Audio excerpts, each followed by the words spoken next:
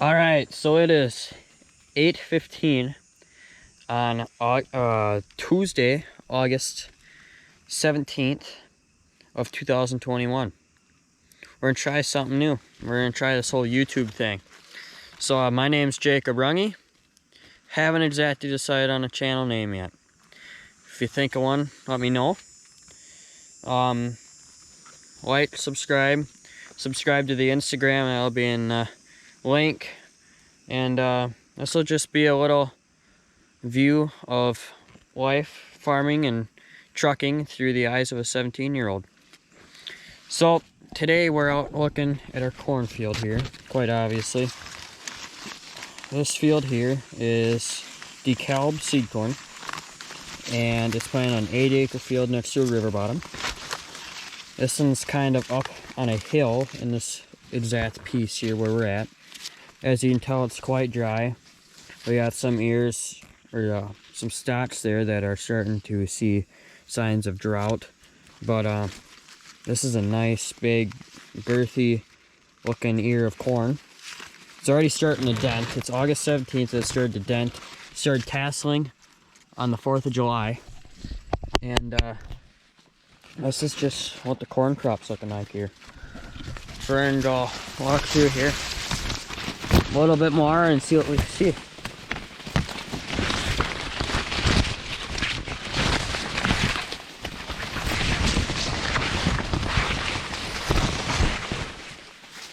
All right, so we're a little bit further into this field here.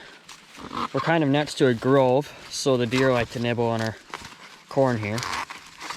I'd say for a so-called drought year, this corn looks really good. It's looking pretty promising this fall. So what we got here is another ear. These ears are surprisingly filled out to the tip fairly well, as you can see there. And it's just a nice looking ear. I mean, there's a little bit of some decay there and up there on that kernel. But other than that, it's looking really, really nice. So in some other of our fields this year, we're dealing with spider mites and aphids in our beans. This field here is next to a little 10-acre pea field on one side and a 80-acre pea field on the other side, and it's surrounded by corn and soybeans other than that, which is our typical crop here in southern Minnesota. So this ear here too is just beautiful. This is looking really promising. It's gonna be fun running grain cart on corn this year through this stuff. It's just, yeah, it's some nice looking corn. So that's it for this cornfield. We're gonna go look at some oats next, and then that'll probably cut it for tonight. Tomorrow we'll probably go look at some soybeans and some more cornfields. So stay tuned. All right, so we're out here checking a little field of oats. I say oats because we are hog farmers and we raise corn and soybeans, one with our hogs. So we really don't have any use for oats other than cover crop program this year. So this year is our first year of doing cover crop oats. Since I've worked for the farm, I've worked for the farm for going on 3.5 years now, so almost 4. I'm a senior in high school, so I've been working since I was pretty young there for the farm. And planted oats here the first week of August in this pea field, and the peas were combined the week after the 4th of July. So we got the chance to spread some manure on our 80-acre piece, which is half a mile north of here. And this is our little 10-acre piece here, which also had peas, but we didn't get to spread manure on it because of the time the oats showed up. So here in this piece, quite obviously, it's kind of, I don't know if the GoPro can quite pick it up. It's kind of a draw down there, kind of up on a hillside up here next to the road. But the interesting thing about farming, I've always thought about this. This has always been my perspective on it. Farming's an ideal industry where, or not, I don't know if ideal is the right word necessarily, but it's a different industry where nobody can tell you what you're doing wrong unless they find that you're doing something right, then everybody wants to do what you do. So oats, when we planted these oats, we planted them with a 50-foot spread, or 50-foot swath on a little fertilizer spreader from the co-op, and we spreaded 90 acres of oats. And then we took the 50-foot digger and dug them in. We say digger, it's technically called a field cultivator if you want to get really specific. But we took our field cultivator, or digger, and we dug them in. We don't dig that deep. We dig probably, I don't know, 2 inches, 1.5 inches deep. And this is what our oat crop's looking like right now. The weird thing about this field, and I'm sure I'll get a lot of people telling me, oh, that's for this reason and this reason and this reason, but the oats seem to do better up on the hills, because you'd think all the moisture, since we're in a drought, if you know anything about the weather in southern Minnesota right now, just like pretty well everywhere else except Illinois and Indiana, we're in a drought right now. So we haven't gotten rain in 2 weeks, something like that. 1.5 to 2 weeks probably. So it's hard to get anything to grow. There's a lot of beans, there's a lot of corn starting to look like this. There's a lot of corn that looks a lot worse than this. There's a lot of corn that looks like that kind of dead patch right there. As you can tell down there by the road, GoPro probably can't pick that up very well. But we'll go look at some fields tomorrow that look just like that, where they're mainly dead in most spots. But the oats here are seeming to come up better on the hillsides than they are down in the bottoms of the field, because you'd think there'd be more moisture down in the bottoms because gravity and water flow, all the water flows to the lowest spot. That doesn't seem to be the case. Seems to be that the oats are growing better on the hillsides and the slopes more than the bottoms and the tops. Just really weird. And it's a really weird concept that'll confuse me a lot. I don't think there's really any real answer to it, but oats are a weird crop, where, especially when they're cover crop oats, where nobody can tell you what you're doing wrong, and a lot of people can tell you what you're doing right. And you'll talk to 10 different people, which I did this and it happened. Called 10 different people, got 10 different opinions, and all 10 guys told me I was doing it wrong. There's nothing wrong with that. It's farming. Everybody's got their own way of doing things. But it's kind of neat. It's kind of a neat industry. It's just kind of my perspective on farming.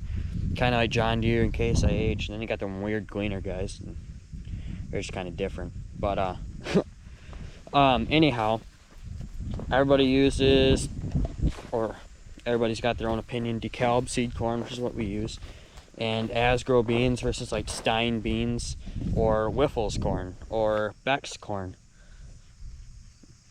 Being real, it's pretty much all the same thing. As long as it grows where you need it to grow, nobody can tell you what you're doing wrong. Everybody's going to have their opinion on it, have their strong opinions on it, but nobody can tell you what you're doing wrong. It's just always a neat thing about farming. Everybody's got their own, conventional till versus no-till, manure applications, dry cattle manure, or wet hog manure, fertilizers, nitrogen, your anhydrous ammonia, your vitamin packs or your fertilizer packs. Everybody does it their own way. That's all right. That's kind of a neat way to do it. Everybody picks corn at a different moisture. It's a neat industry to be a part of. And ag is getting a bad rap right now because a lot of people are like, oh, GMOs, genetically modified organisms is what GMO stands for, if you don't know. But if we didn't have GMOs, we wouldn't be where we are today. And you use these crops more than you think you do, for sure. Because every day, like corn with your corn syrup and your high fructose corn syrup, which is pretty much the same thing. Your beans, if you go and look up corn and soybean byproducts, it is literally endless, just because of the way the world is adapted to what we grow, and we're able to grow a lot more of it to feed the world. The neat thing about farming is everybody has their own opinion. Everybody does it a different way. And that's why you gotta have friends in your industry, or acquaintances, or whatever you want to call them, in your industry, because you gotta have people to ask questions. You gotta have a group of friends who you can call and ask questions, like an agronomist. There's us as hog farmers. A neighbor of us has a feedlot. Another neighbor the other way has a significant amount of pigs and raises a significant amount of land. There's guys that just grow corn and soybeans and sweet corn and peas and have no animals. Everybody has their own perspective on it. Everybody specializes in their own aspect of agriculture, and that's just a neat thing. We'll get into trucking later on because my family also owns and operates a trucking company, so we get to see that kind of aspect of it too, where we haul produce and meats and vegetables, which is vegetables is produce, meats, beverages, anything that you can put in a refrigerated trailer, or anything that needs to be cooled or kept at a steady temperature that needs to be hauled across the United States is what we specialize in. And it's also a neat industry to be a part of. Back here, we're gonna see a lot of fields the next couple days look just like this, where the ears are dropping and the plants are dead. And it's only August 17th, which is kind of sad. But it'll be interesting. We had a wet spring, somewhat dry to wet summer. Pretty dry spring compared to most years though. But we still had a decent amount of rainfall, which got the corn up and going right away. Corn was as tall as me. I'm 5'8", 4th of July. So, and it tasseled the week after 4th of July. The peas were pulled the week after 4th of July.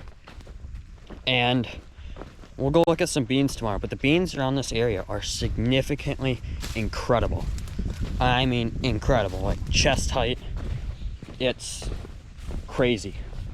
So to see the bean yields this year and the corn yields on this drought of a year will be really interesting to see, because if we didn't have GMOs yet again, we wouldn't be able to raise corn. If we just used the original corn like they grew back in the day, which corn is a hybrid of grass. So this grass here, corn came from that. So from grass to genetically modified corn, where you can get yields anywhere from 200 to, there's guys getting 400 bushel corn now. It's just crazy. But we have to make changes like that to our the way our industry is, so we can feed more people, because we're approaching 8 million or 8 trillion, I believe, people in the world, and somehow you got to feed them. Support your local farmers. We'll see you tomorrow. All right, so today is Wednesday, August 18th of 2021. We are roughly 7.5 miles northeast of the farm, and this is one of the fields furthest north of the farm, not the furthest away field from the farm, but one of the furthest north fields from the farm, if that makes any sense. We're checking a bean field. These beans are beautiful. They're huge plants with a lot of pods. I didn't try to trample too many coming in here, but see all the pods up and down that plant. It's, I don't know, chest height. I'm 5'8", so it's chest height here, you know. These beans are pretty good. This field was tiled down here in this bottom last winter, early spring, late winter, and up there on the hill a little bit, I ran, I want to say 16 strings coming down in here and hooked it up to the existing tile line down in here. So these are some nice looking beans. This is 7.5 miles north of the farm again, and once these beans go, they should be some pretty nice beans. Hopefully, we need them. All right, we're back. It's about 1 o'clock. We are now roughly 8-9 miles to the northwest of the main farm. We're checking out some more beans right now. In this cluster of pieces up here, we call these our Brown County fields. We farm in Watonwan County, so that's where the main farm is placed. And then we farm a cluster of pieces up in Brown County, the field we just looked at. This field, this whole bean field here, all the way out to that fence line, which is in the middle of the section. There's a cornfield straight north of that hog barn out there. Don't know if you can see that very well. But there's a cornfield over there. There's another bean field right across from that hog barn. This cornfield right here. So we farm all of these. They're really nice and easy to check because they're all right next to each other. You don't gotta get in your vehicle and go and travel further away just to go check more fields. So we're checking these beans. These beans here on the headlands are kind of shorter because we're in a drought yet again. These fields, the furthest water source from these fields, or the closest water source, is 4 miles away, which would be a lake. So there's no river, there's nothing running through here, kind of where the main farm's at. Where the main farm's at, we got a river right below there, like a half mile to the south. So the farm's up on top of a hill and there's a river down in the bottom. And so it supplies a decent water source to the rest of our crops here on the main farm. But these crops here don't have an immediate water source close to them besides obviously the rain, which we don't have a lot of. But for the year we've had so far, these beans are pretty spectacular as well. There's tracks for the sprayer running through there. But anyhow, some nice looking beans. Like I said, it's August 18th. Harvest is expected to be middle of September. So it's coming up. It's coming up. We're working hard at the farm, get the combine and the corn and bean heads ready to go. We got the grain cart and the ripper back to the farm. All those are getting work done as we speak. And through the next couple of weeks, we'll start picking away at them, getting them ready. All the semis are serviced, so now we're on the countdown to harvest. This is when everything gets fun. Now when harvest comes along, then we'll really be having fun. So stay tuned. Probably won't hear from me for a week. We leave for the state fair next Wednesday, so I'll be gone for a whole week for that. But once we get back, won't be long. It won't be long at all. Stay tuned. See ya. Subscribe, like, share, comment. Let me know where you're from, what you're up to, what do you think, what should I keep doing, what do you want to see? Just let me know. Thanks.